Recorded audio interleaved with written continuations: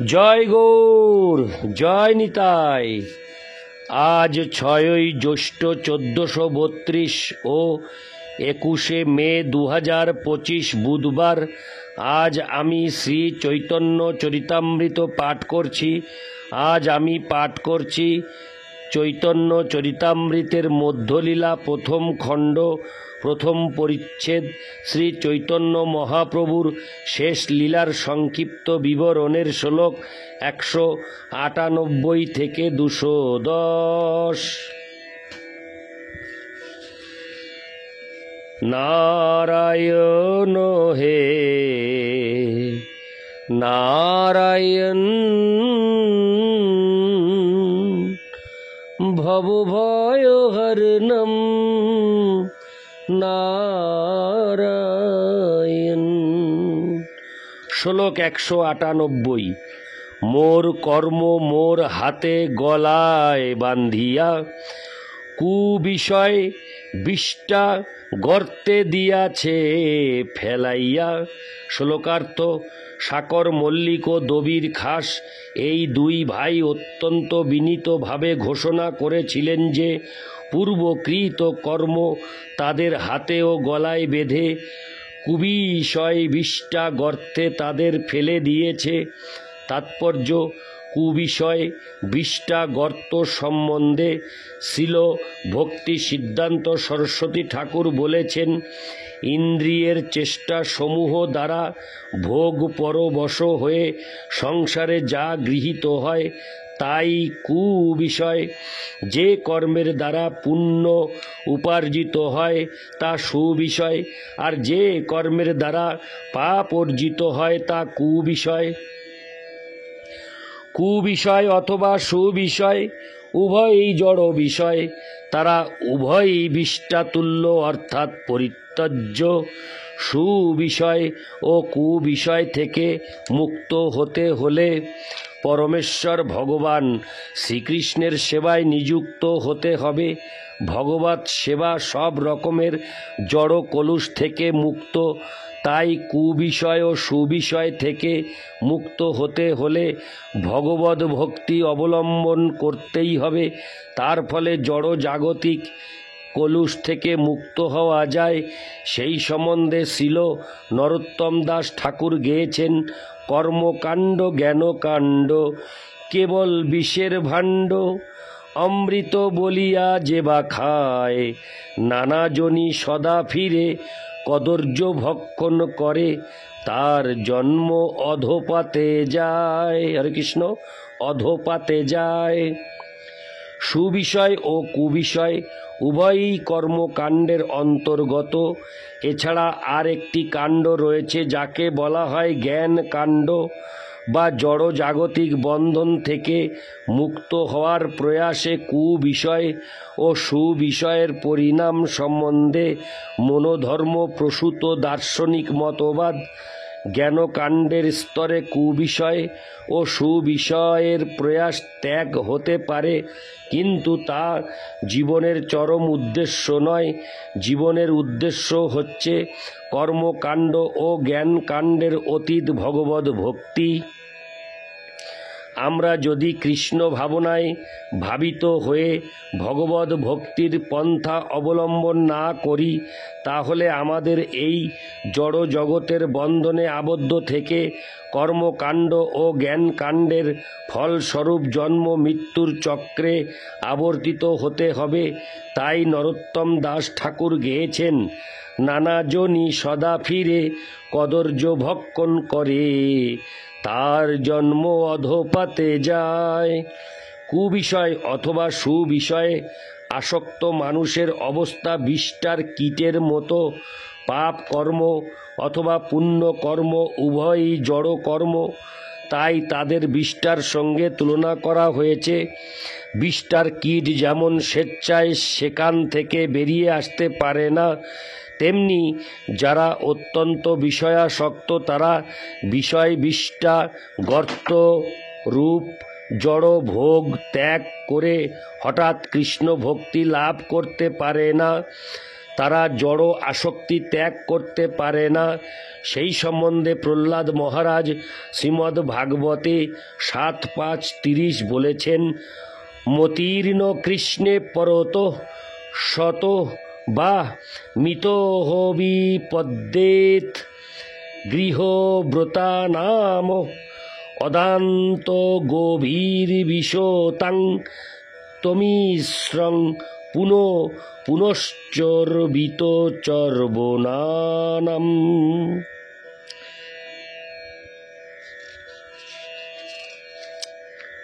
যারা এই জড় জগতে ইন্দ্রিয় সুখ ভোগ করতে বদ্ধপরিকর, তারা কখনো কৃষ্ণ ভাবনাময় হতে পারে না।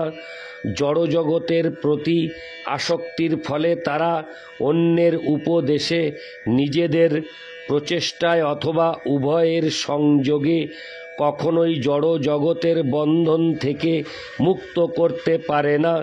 যেহেতু তারা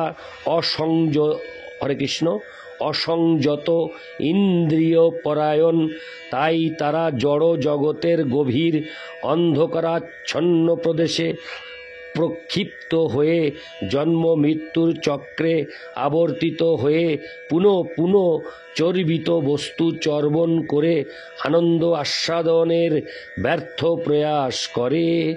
ইতি শ্লোক ১৯৮, শ্লোক ১৯৯। আমা উদ্ধারিতে বলি নাহি ত্রিভুবনে, পতিত পাবন তুমি সবে তোমা বিনে। শ্লোকার্থ: এই ত্রিভুবনে আমাদের উদ্ধার করার মতো যথেষ্ট বলবান কেউ নেই। তুমি তুমি কেবল একমাত্র পতিত পাবন, তাই তুমি ছাড়া আর কেউ এই কাজ করতে পারবে না। ইতি শ্লোক ১৯৯, শ্লোক ২০০।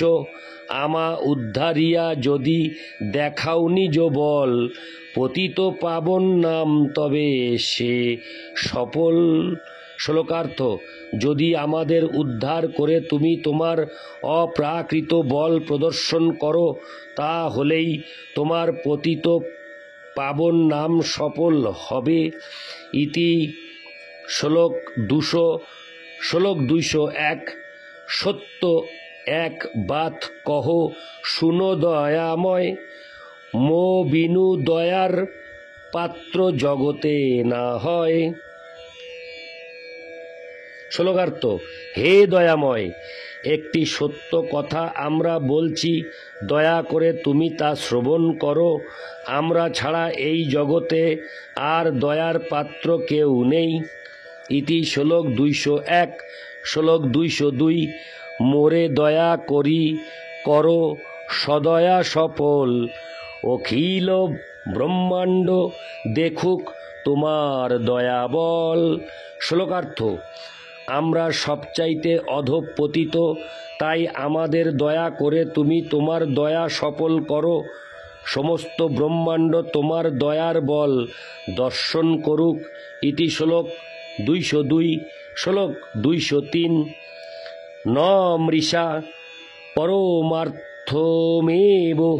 মে শৃণু বিজ্ঞাপনমেকমগ্রত, যদি মে ন দরিষ্যসে তদা দয়নিস্তব নাথ দুর্লভ। অনুবাদ: হে প্রভু, তোমার কাছে আমাদের এক বিশেষ আবেদন তুমি শ্রবণ করো। আমাদের এই আবেদন অসত্য নয়, পক্ষান্তরে তা পরম অর্থপূর্ণ। তা হচ্ছে, তুমি যদি আমাদেরকে দয়া না করো, তাহলে তোমার দয়া করার পাত্র খুঁজে পাওয়া অত্যন্ত দুর্লভ হবে। তাৎপর্য: এই শ্লোকটি শ্রী যামুনাচার্যের স্তোত্র রত্ন ৪৭ থেকে উদ্ধৃত। ইতি শ্লোক ২০৩, শ্লোক ২০৪। আপনে অযোগ্য দেখি মনে পাং ক্ষোভ, তথাপি তোমার গুণে উপজয় লোভ। শ্লোকার্থ: নিজেদের তোমার কৃপা লাভের অযোগ্য দেখে আমরা মনে অত্যন্ত ব্যথা পাচ্ছি, তবুও তোমার অপ্রাকৃত গুণাবলীর কথা শুনে আমরা তোমার প্রতি অত্যন্ত আকৃষ্ট হয়েছি। ইতি শ্লোক 204। শ্লোক 205।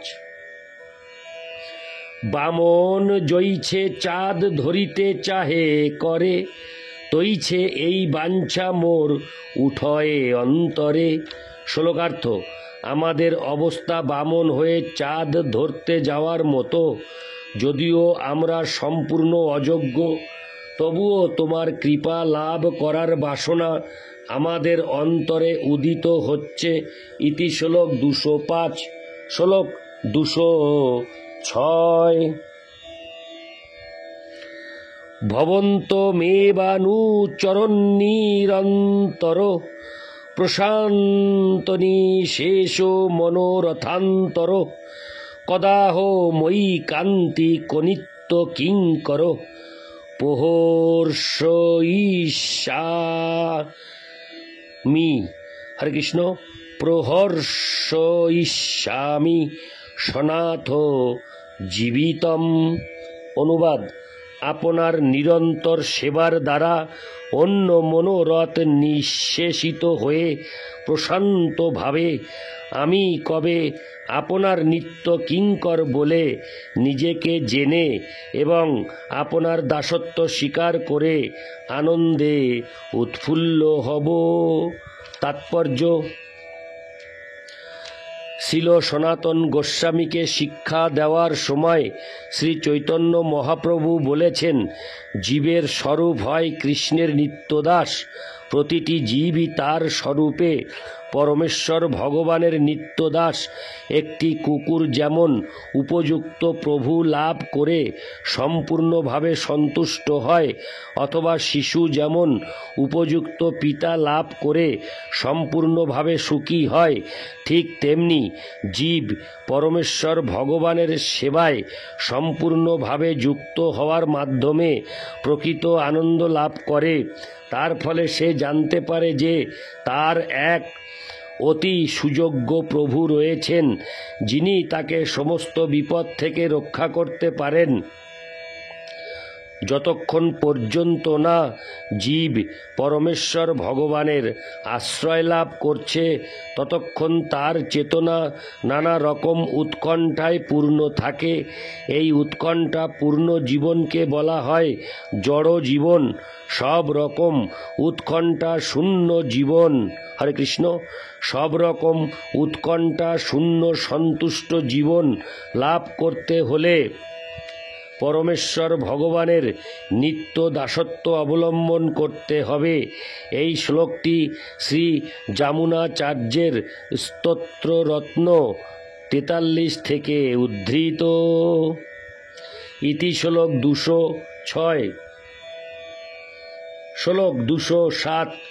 শুনি মহাপ্রভু কহে, শুনো দবির খাস, তুমি দুই ভাই মোর পুরাতন দাস। শ্লোকার্থ: দবির খাস ও সাকর মল্লিকের প্রার্থনা শ্রবণ করে শ্রী চৈতন্য মহাপ্রভু বললেন, প্রিয় দবির খাস, তোমরা দুই ভাই আমার পুরাতন ভৃত্য। ইতি শ্লোক 207। শ্লোক 208। আজি হইতে দুহার নাম রূপ সনাতন, দৈন্য ছাড়ো তোমার দৈন্যে ফাটে মোর মন। শ্লোকার্থ: আজ থেকে তোমাদের নাম রূপ ও সনাতন। তোমাদের এই দৈন্য ত্যাগ করো, কেননা তোমাদের দৈন্য দেখে আমার হৃদয় অত্যন্ত ব্যথিত হচ্ছে। তাৎপর্য: প্রকৃতপক্ষে শ্রী চৈতন্য মহাপ্রভু দবির ঘাস ও সাকর মল্লিককে দীক্ষা দিলেন। তারা অত্যন্ত বিনীতভাবে মহাপ্রভুর শরণাগত হয়েছিলেন এবং মহাপ্রভু তার পুরাতন ভৃত্য বা নিত্য দাস রূপে গ্রহণ করেছিলেন এবং তাদের নাম পরিবর্তন করেছিলেন। এই দৃষ্টান্ত থেকে বোঝা যায় যে দীক্ষার সময় শ্রী গুরুদেব কর্তৃক শিষ্যের নাম পরিবর্তন করাও দীক্ষার একটি বিশেষ অঙ্গ। শঙ্খচক্রাদূর্ধ পুণ্ড্র ধারণাধ্যাত্ত লক্ষণম তন্নাম করণং চৈব বৈষ্ণব তমিহোচ্যতে। দীক্ষার পর দীক্ষিত শিষ্য যে শ্রী বিষ্ণুর ভক্ত তা নির্দেশ করার জন্য শিষ্যের নাম পরিবর্তন করা অবশ্য কর্তব্য। দীক্ষার পর শিষ্যকে অবশ্যই তার শরীরের দ্বাদশ অঙ্গে বিশেষ করে ললাটে তিলক ঊর্ধ্বপুণ্ড্র ধারণ করতে হয়। এগুলি হচ্ছে যথার্থ বৈষ্ণবের লক্ষণ। এই শ্লোকটি পদ্ম পুরাণের উত্তর খণ্ড থেকে উদ্ধৃত করা হয়েছে। সহজিয়ারা নাম পরিবর্তন করে না, তাই তাদের গৌড়ীয় বৈষ্ণব বলে স্বীকার করা যায় না। কেউ যদি দীক্ষার পর তার নাম পরিবর্তন না করে তাহলে বুঝতে হবে যে সে তার দেহাত্ম বুদ্ধি বজায় রেখেছে। ইতি শ্লোক 208। শ্লোক 209। দৈন্যপত্রী লিখি মোরে পাঠালে বারবার, সেই পত্রী দ্বারা জানি তোমার ব্যবহার। শ্লোকার্থ: তোমরা বারবার অত্যন্ত দৈন্যভাবে আমাকে পত্র লিখেছ, সেই পত্র থেকে আমি তোমাদের ব্যবহার সম্বন্ধে জানতে পেরেছি। ইতি শ্লোক 209। শ্লোক 210। তোমার হৃদয় আমি জানি পত্রী দ্বারে, তোমা শিখাইতে শ্লোক পাঠাইল তোমারে। শ্লোকার্থ: তোমাদের পত্রের দ্বারা আমি তোমাদের হৃদয় জানতে পেরেছি, তাই তোমাদের শিক্ষা দান করার জন্য আমি তোমাদের একটি শ্লোক পাঠিয়েছিলাম। ইতি শ্লোক 210। নারায়ণ হে নারায়ণ ভবভয়হরণম নারায়ণ। জয় গৌর, জয় নিতাই।